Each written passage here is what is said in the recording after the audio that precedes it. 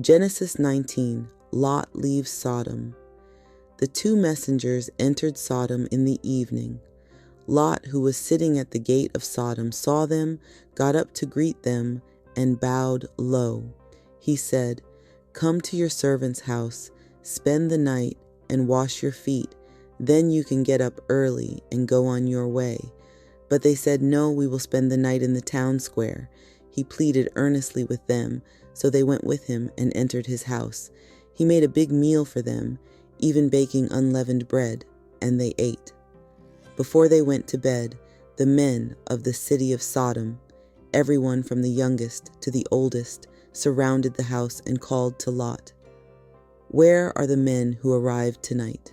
Bring them out to us so that we may have sex with them."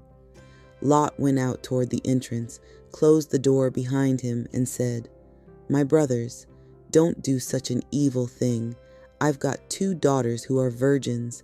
Let me bring them out to you, and you may do to them whatever you wish.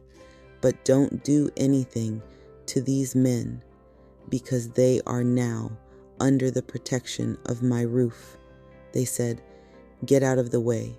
And they continued, "Does this immigrant want to judge us?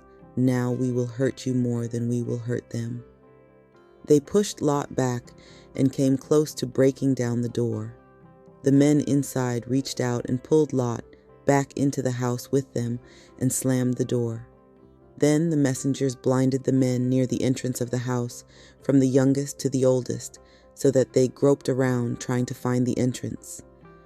The men said to Lot, "Who's still with you here? Take away from this place your sons-in-law, your sons, your daughters, and everyone else you have in the city, because we are about to destroy this place. The Lord has found the cries of injustice so serious that the Lord sent us to destroy it." Lot went to speak to his sons-in-law, married to his daughters, and said, "Get up and get out of this place, because the Lord is about to destroy the city." But his sons-in-law thought he was joking. When dawn broke, the messengers urged Lot, "Get up and take your wife and your 2 daughters who are here, so that you are not swept away because of the evil in this city."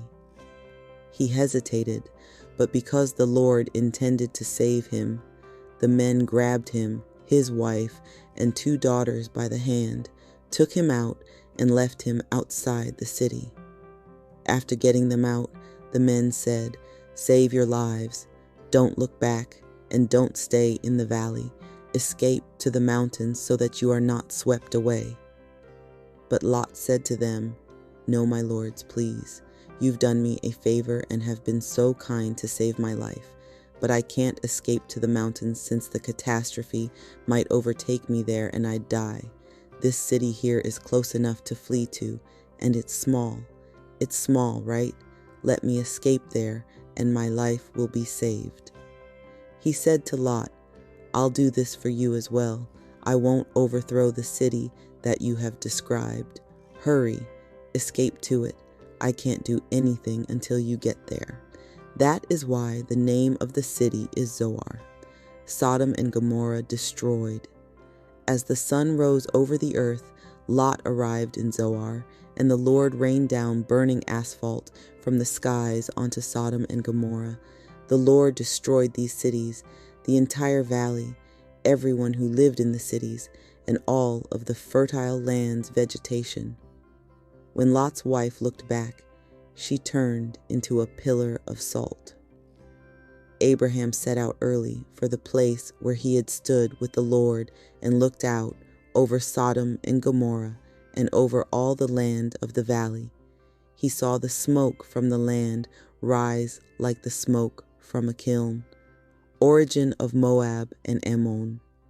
When God destroyed the cities in the valley, God remembered Abraham and sent Lot away from the disaster that overtook the cities in which Lot had lived. Since Lot had become fearful of living in Zoar, he and his 2 daughters headed up from Zoar and settled in the mountains, where he and his 2 daughters lived in a cave. The older daughter said to the younger, Our father is old, and there are no men in the land to sleep with us, as is the custom everywhere. Come on, let's give our father wine to drink. Lie down with him, and we'll have children from our father." That night they served their father wine, and the older daughter went in and lay down with her father without him noticing when she lay down or got up.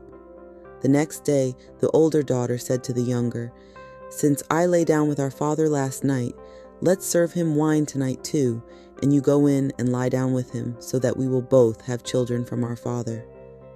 They served their father wine that night also, and the younger daughter lay down with him, without him knowing when she lay down or got up.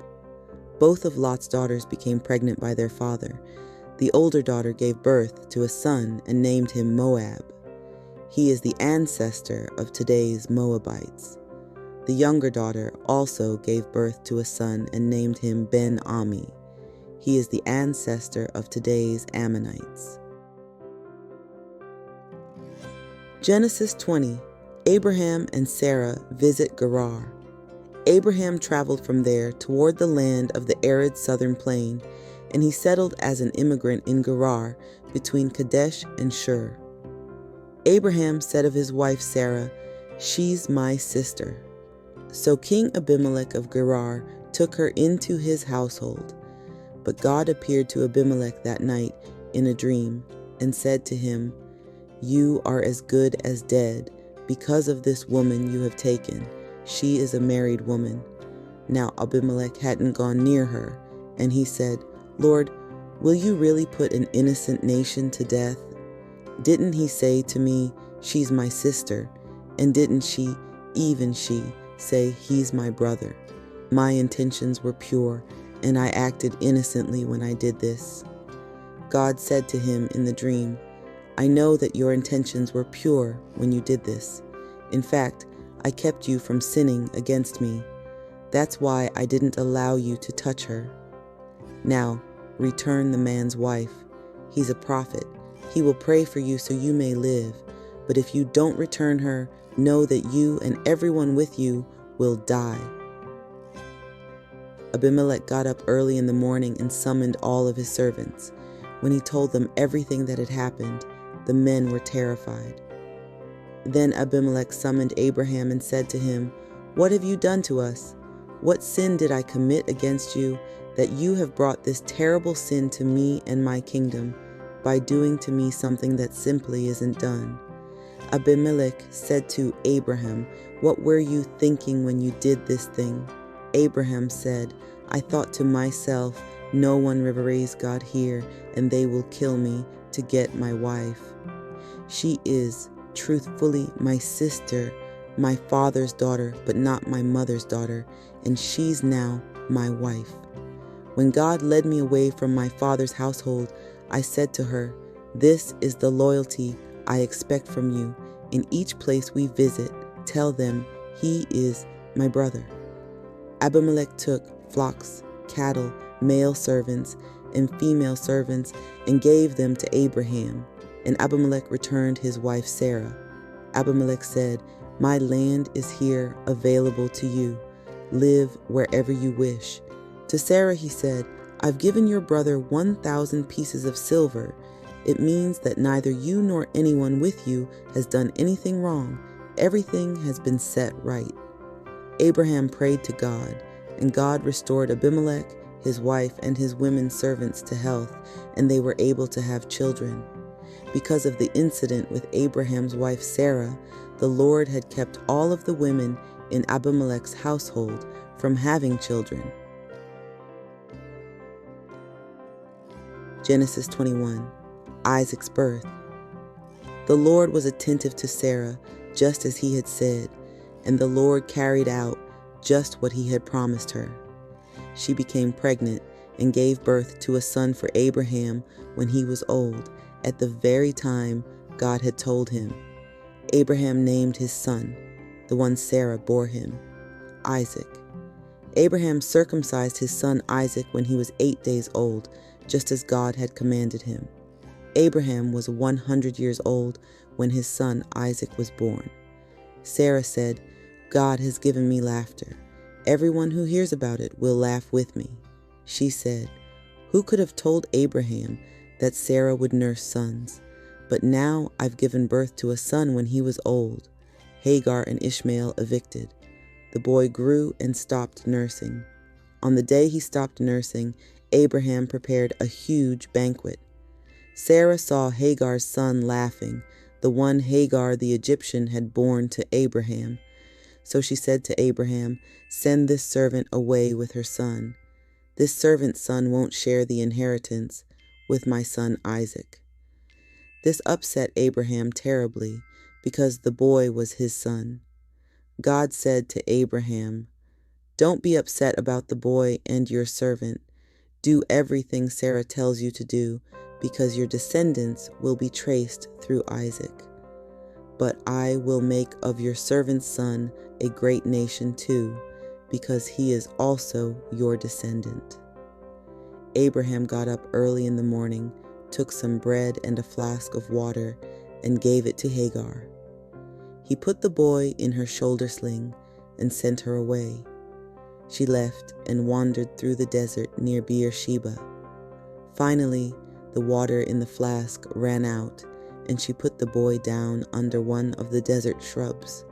She walked away from him about as far as a bow shot and sat down, telling herself, "I can't bear to see the boy die." She sat at a distance, cried out in grief, and wept.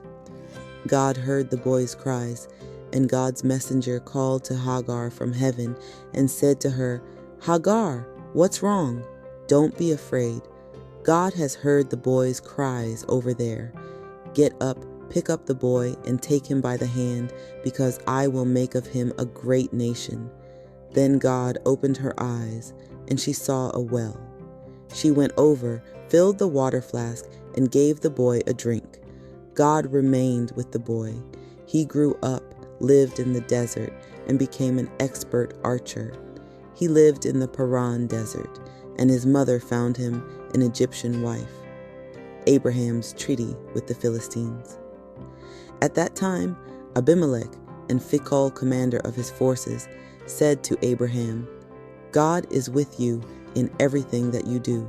So give me your word under God that you won't cheat me, my children, or my descendants. Just as I have treated you fairly, so you must treat me and the land in which you are an immigrant." Abraham said, "I give you my word."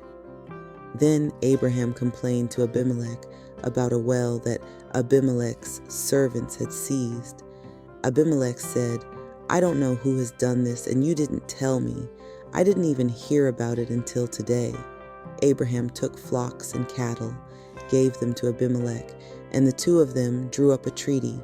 Abraham set aside by themselves 7 female lambs from the flock. So Abimelech said to Abraham, "What are these 7 lambs you've set apart?" Abraham said, "These 7 lambs that you take from me will attest that I dug this well." Therefore, the name of that place is Beersheba, because there they gave each other their word. After they drew up a treaty at Beersheba, Abimelech and Phicol, commander of his forces, returned to the land of the Philistines. Abraham planted a tamarisk tree in Beersheba, and he worshipped there in the name of the Lord, El Olam. Abraham lived as an immigrant in the Philistines' land for a long time. Thank you, everybody, for joining us here today. Please come back tomorrow for another segment of our 365 Bible Reading Initiative. Please also be sure to like, comment, and definitely subscribe. Also hit the bell. That way you can receive the notifications for the premieres. We're going to premiere every single day. When I say every day, I mean every day. All 365 days, because no day doesn't count. Sunday counts, Saturday counts, Monday through Friday. It all counts. So please be sure to just join us here tomorrow. Same time, same location. Be sure to, like I said, subscribe and hit the bell so that you can receive the notifications. And also share this with somebody who you know could definitely benefit from hearing the word of God. I pray that this is transforming your life, and I pray that God is pricking your heart and speaking to you through His Word. All right, y'all. Have a great evening.